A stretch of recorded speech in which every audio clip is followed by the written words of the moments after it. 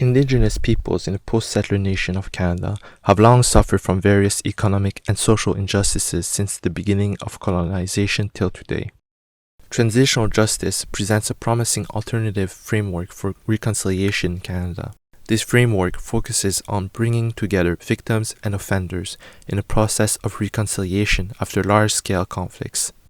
According to official statements, the Government of Canada is working to advance reconciliation and to renew its relationship with Indigenous peoples, and purportedly desires to separate itself from its history of brutal violence and eviction. This is a self-defeating effort when the very foundations of the nation are based on the dispossession of the lands and of the rights of the Indigenous peoples. To avoid centering the settler colonial state as provider of solution, and to avoid diminishing Indigenous struggles, transitional justice must be radicalized by pushing for an open-ended political transformation at the scale of the nation.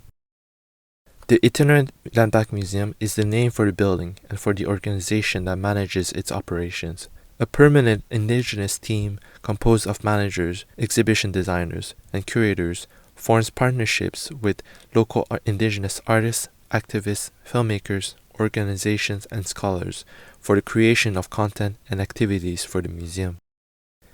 The museum can be assembled and disassembled to move across large distances to connect communities together. It occupies public spaces for political expression and engages settlers in the heart of the city. For its first deployment, the museum is assembled on the island of Jojagi, Montreal, in Cabot Square, a public space that multiple Indigenous peoples frequent and that has a history of use by local groups. The museum is brought to site by truck. It is formed of modular frames that can be put together in different configurations to adapt to various contexts and needs. The empty frames allow to modify the space within to integrate local artistic and cultural practices through curtains, panels, floor decking, and partition walls. When the frame is assembled, colored PVC-coated polyester sheets are installed on top to provide protection from the sun and from the rain, as well as to enlarge the presence of the museum. This canopy defines space for unstructured activity underneath. Gaps in the canopy respect existing trees on site and allow light to filter in. There are three main types of structured activity happening at the museum. First, a space reserved for a gallery allows the exhibit of Indigenous political messages. The curators of the exhibits can modify their units for the specific experience they wish to create. Secondly, there are activities of meeting and of conversation at the central pavilion. The pavilion consists of a stage and of an enclosed meeting space with a circular curtain that allows the users to control the degree of privacy.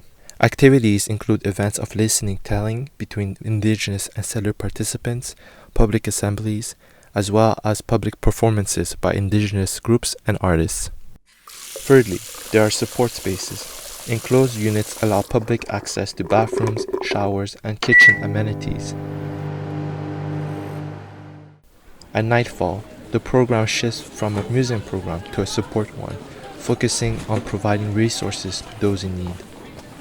The museum creates safe space for rest, conversation, exchange, and sleep.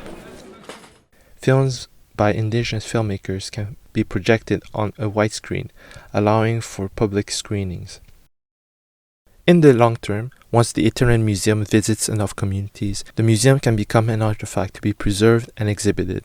While the original can tour the country as an exhibit piece, similar itinerant museums can emerge across the continent to further its mission by creating new spaces for public and political expression, for civic participation, and for community support.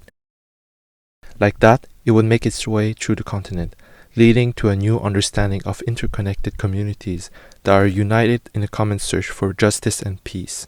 There are differences creating the pattern for a tapestry of identities. The plurality only makes it richer.